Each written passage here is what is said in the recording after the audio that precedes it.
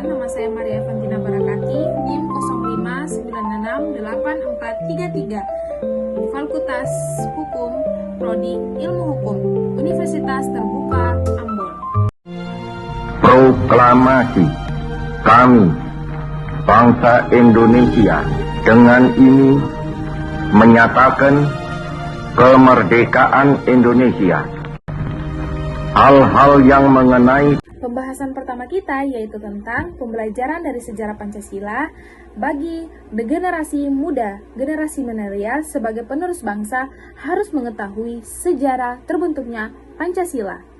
Mengingat perjuangan para pahlawan bangsa yang tidak mudah untuk mempertahankan Pancasila sebagai ideologi bangsa Indonesia, pentingnya bagi generasi milenial untuk memahami sejarah dan nilai-nilai yang menjadi landasan ideologi bangsa Indonesia, supaya mengetahui bagaimana Pancasila bisa berbentuk, pengajuan dan pengorbanan yang dilakukan oleh para pahlawan, dan supaya generasi milenial mengerti nilai-nilai yang terkandung dalam Pancasila yang akan menjadikan pedoman dalam kehidupan sehari-hari.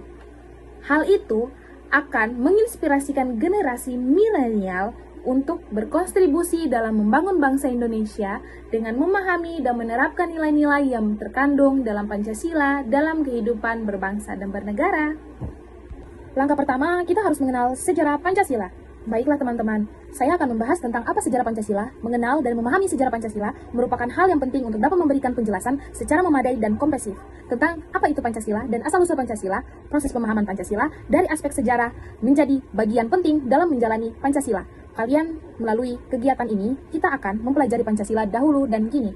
Pancasila dalam berbagai kontribusi atau fakta dan tafsiran sejarah Pancasila dan aspek mendasar dalam sejarah Pancasila. Selama ini, uraian dan penjabaran Pancasila dan aspek mendasar dalam Pancasila dalam sejarah Pancasila khususnya selama ini diuraikan menjadi penafsiran yang beragam terkait dengan fakta sejarah Pancasila, bagaimana sumber digital banyak memversikan tentang sejarah hingga dalam memahami pembentukan kejelian dan ilmu komparatif dalam hal Pancasila. Pancasila merupakan proyek pendidikan, kebangsaan, dan karakter sehingga kehadiran materi pada mata pelajaran Pancasila menjadi bagian negara yang bermasyarakat sebagai landasan berpikir dan bertindak dalam permasyarakatan berbangsa dan bernegara. Peletakan Pancasila dulu dan kini menjadi proses penting dalam sejarah hari ini. Dengan demikian, generasi, dan masyarakat hal ini akan lebih untuk mendalami, memahami apa itu Pancasila. Lahirnya sejarah Pancasila. Lahirnya sejarah Pancasila dapat dimulai dari titik pijak terbentuknya BPUPKI yang diinisiasi 29 April 1945. Pada hari itu diumumkan nama-nama ketua serta para anggotanya. Lalu siapa saja anggota dari BPUPKI? Yang pertama adalah Rajiman Widyadiningrat yang menjabat sebagai ketua saat itu. Yang kedua, selaku ketua muda dipegang oleh Ichib Yose Yoshio sebagai seorang anggota yang luar biasa.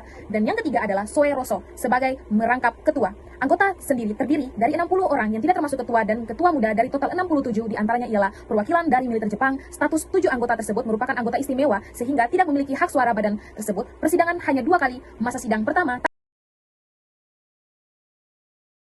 Malam itu aku menggali di dalam ingatanku, menggali di dalam ciptaku, menggali di dalam hayalku, apa yang terpendam di dalam bumi Indonesia ini, agar supaya sebagai hasil dari penggalian itu dapat dipakainya sebagai dasar dari negara Indonesia sebagai negara. Oke, sekian dulu pemahaman tentang mengenai Pancasila serta sejarahnya untuk generasi milenial ke depannya serta pembentukan BPUPKI dan PPKI. Semoga teori yang saya bahas ini menjadi pedoman serta pembelajaran ke depan untuk kita semua. Terima kasih.